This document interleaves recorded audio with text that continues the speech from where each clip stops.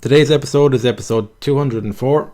Today's episode is called How to Write a Book That Nobody Reads. Today's episode title is a bit tongue-in-cheek.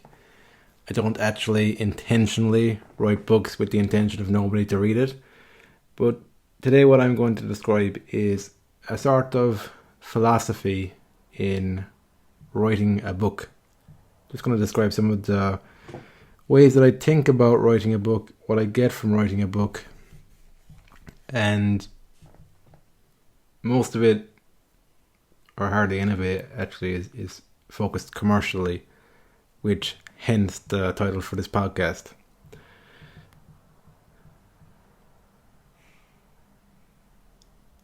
So I suppose the first thing I have in mind when I write a book, or one of the first few things, is the effect I want it to have on the reader. So what keeps me, I suppose, wanting to create things in general is just the thought of somebody reading something I say and it giving them a sense of hope, or giving them a sense of not being alone. The thought of that for me is what drives me to write a book in the first place, because I know how that feels. I know how it feels to feel alone in how you feel and think about things, or feeling just utterly confused and lost. I think there's something in connection, even in the bad times. What got me thinking today was, I've heard stories of like people who would have joined the army, would have been in wartime, and what they got from it was actually the camaraderie, the sense of community, the sense of somebody actually having your back, a sense of connection there that I guess the environment of war would facilitate, in comparison to what many of us can feel in day-to-day life is a sense of superficiality and a sense of fakeness that you have to live with, and there's no real connection found in that. So it's an unusual thing I find in the human experience, is that even in painful moments there's something beautiful, I suppose, something healing and profound in the connection shared in the more challenging experiences.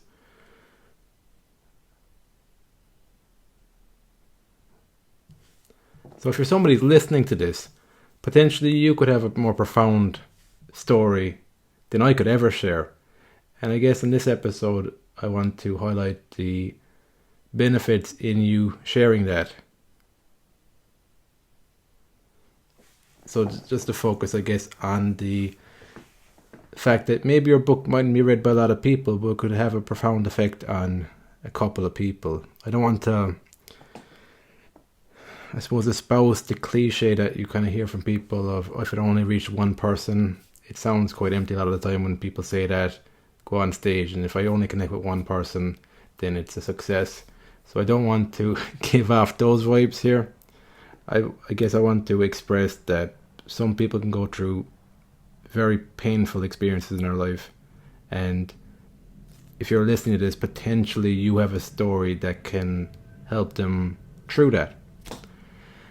So writing a book that nobody reads. Another thing I thought of today, actually, when I thought of the title, is that I think the type of person who will read a book that I create is the type of person who's more inclined to want to be a nobody than a somebody. So a nobody in the extent that they want to question who they are in order to free themselves from stories that might be limiting them and constricting them and giving them a sense of boredom, constriction in their life. I find like questioning the stories while it's very challenging, can help you also connect with a sense of freedom and a sense of connection with like-minded people that is well worth the process. Like that's the goal in and of itself. So writing a book for nobody is very different to writing a book for somebody. because you don't question who it is that's going to read your book, because you're not focused on that at all. I don't think about what my audience wants. So when I'm writing a book for nobody, it opens the path for me to write a book driven by feeling and my sense of things, so that is an adventure in and of itself. I discover things along that process that I would not discover if I didn't commit myself to writing a book.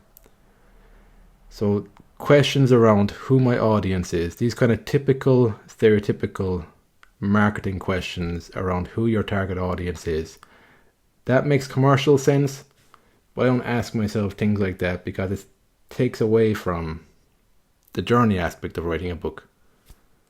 I don't get much from that. And it also ties into something I really hate, is telling people what they want to hear. So if you're going to write a book for somebody, you need to find out who they are, what they want to hear, so you tell them what they want to hear so they'll buy what you have to say. That's not what I want to be about.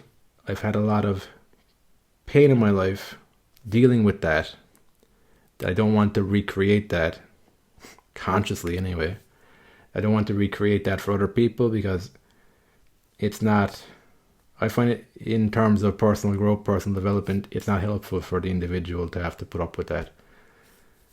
That's the other thing with following feelings and I suppose valuing a sense of truth in your own life. However far you can get to that, I don't know. But valuing that, maybe in the process of doing that, you will expose some of the people who have sold out along the way. So that's something that I think would happen indirectly. That wouldn't be something that I would focus on as a goal of mine. But if it's a byproduct of it, I think I'd be quite content with that, to be honest, because there is a lot of pain in just wasting time listening to somebody who's telling you what you want to hear for their own benefit commercially. So another thing that ties into that are avatars. So an avatar is another marketing concept where you've got your idea of who it is you're selling to. So I don't have an avatar in mind when I'm creating this. And there's two reasons that are occurring to me now as I'm doing this episode why I don't do that. Number one is that the whole point of this podcast, so I'm talking about a book, well, the podcast as well. The whole point of me, I suppose, writing a book is to help you get a better sense of yourself. And that will be found beyond the ideas about yourself. So by me having an avatar of you in my mind, if I did have that, I would be filtering my language in a way that connects with that avatar and would trap you in that avatar. So I don't want that. I want to write for someone who wants to liberate themselves from the avatar they're currently occupying. And that goes both ways. So if I'm looking at you as an avatar, then I'm going to look at myself as an avatar. So that limits my possibility of growth also. So it's a two-way relationship. So I'm treating you the way I want to treat myself. So because I'm not seeing you as an avatar, and I'm seeing you as someone who can tap into something more profound than that, that's also the way I'm speaking to myself. So that's a way to think about this. Because it's also good to not even have to convince yourself to buy into something. It's good to see the benefits. So I suppose some of the cornerstones here to like this whole philosophy is the values fundamentally shift to the norms. So because I see the inherent value in connection and in having a sense of yourself and having a sense of being alive, because I've had enough experience up until this point of that happening in my life, and now I want like more of that. That feels like the right path to me. That's where my intuition and gut feeling seems to be pulling me. That's what informs this too. Like I see the actual benefit to this. Like, what I'm describing is where the feelings of fulfillment come from. All like those elusive feelings of fulfillment that you try looking for in the matrix that society and other people have constructed for you. Like, they're not in there, they're in here. And, well, for me anyway, they're in here. Don't take my word for it. But I think that's why it's just easier for me to go on this path, because I guess I've recognized that, like, why I was chasing book sales or chasing different things like that. Because I wanted, I guess, to be a somebody, and I thought that by being a somebody, I'd feel better about myself. And that's not something I believe in anymore. I suppose I've gone through enough experiences in my life in other ways that have helped me to realize that I'm not going to fundamentally change how I feel about myself from outside circumstances changing. It'll only help me feel a bit better for a little while, but it's not long lasting. I feel like the long lasting stuff, though, comes more from doing your own thing and really valuing the feelings you're chasing in these other things. That's the feeling part of it anyway. And creating the books. And in terms of the process itself of writing a book, like when I look at the 2 books I've written, if I had to write those books in the mindset of somebody who believed that writing a book was a purely analytical thing, then I'd be fatigued even looking at the books. But when I was writing them, it just felt therapeutic, and it felt like I was discovering things that I would not discover if I didn't do this. And today, there's concepts, ideas that are second nature to me, that are very obvious in my environment, in my real world today, that came from the fact that I put in work to do research, acquire different skill sets, assimilate knowledge, synthesize it, put it into my own words, describe it in my own way, be influenced, I guess, by the authors that I read, their thought processes on it. And those ideas and concepts are very valuable in terms of how I relate to people, how I understand myself. Yeah, and I wouldn't have gotten to them if I didn't have this approach to writing a book. I think also when you're writing a book for somebody, I don't find it appealing because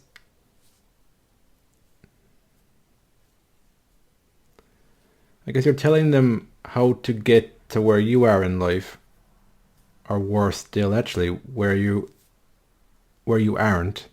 Sometimes I think people can write books about a place that they currently are not inhabiting, but because they are saying the right things and they have a certain persuasive nature, they're able to convince the reader that they're where they want to be. So that process anyway of writing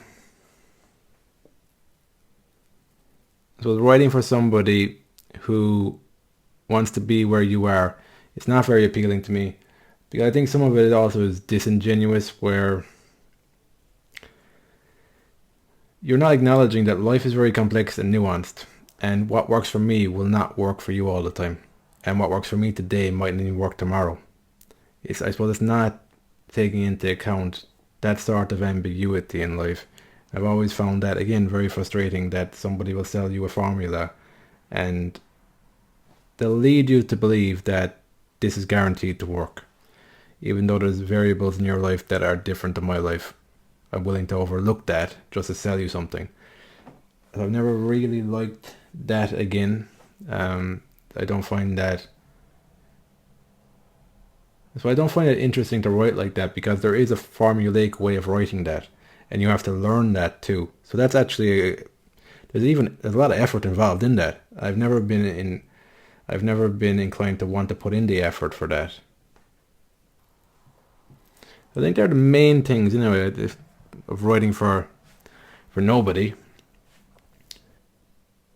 Yeah, I guess I just wanted to share some perspectives on it. At the end of the day, it's up to you. Like, it's just really kind of becoming clear on like what you want to get from writing a book. The thing is with me, because I'm writing for nobody, and the commercial aspect of it isn't there, probably will lead me to producing books less frequently than if the commercial aspect was there. So that is a negative to my approach here. I suppose the one thing to keep in mind too, when you're writing for nobody, have a day job. So I have a day job that's not related to writing books. Because if I depended on writing books, I would be a starved artist. That would be the reality of it. So there are downsides, of course, to my approach here, because it doesn't fit in very well to the practicalities of life. Because I'm not focused on how life is right now. I guess I'm focused more on the intangible things that aren't yet in existence, I guess, within a person's life. So there's little commerciality to that. So it's choosing what works well for you. And I think this is kind of what works for me. And I just wanted to share that if you're somebody listening in and there's a story in you, then I would encourage you to pursue that. And the other thing I think I struggled with was signing up to personal development courses where I would have invested a lot of money. And I never had a clear objective in mind. I've signed up to courses where it was all about goal setting and thinking bigger and having these bigger results and stuff. And while a part of me wanted bigger results, I was there really to understand the mind better. Because I was at a space back then where my mind was still tilting too much on the negative. And I think at that time I was believing that the answers are more in the positivity realm. And I possibly needed to go through that process to skew myself more towards positivity than negativity. And then eventually get to a place where I realized that neither of those are the answer. It's actually just working on seeing thought for what it is and then using it more powerfully that way. That's more where the power is. I've been realizing more and more after that. But I always felt a bit odd that I would go to these things and I'd be surrounded by some people they knew why they were there. They had certain goals in mind, and I was there and I just wanted a deeper understanding of the mind. I've always felt weird. I was never even able to really say that to a lot of people. It's hard for most people to wrap their head around the idea of somebody going somewhere, paying a lot of money on a course, with their only goal being that I want to understand reality better. It doesn't make sense to a lot of people, except for you. If you're listening to this podcast, it makes sense to you. So I suppose I'm telling you that your drive is, I understand it, I guess that's what I'm trying to say. I understand that drive, and it's worth pursuing that drive because there is something to it. There is definitely something to it. So keep following that. I think that's the advice I would have there. So that's it for today's episode. How to write a book for nobody. Hope you've had some inspiration from that. Maybe triggered a few new thoughts. It's not talked about every day. It's what most people wouldn't really want. Except if you're a bit of an oddball like me, I guess. But that's it. Thanks again for listening, and I'll speak to you on the next episode.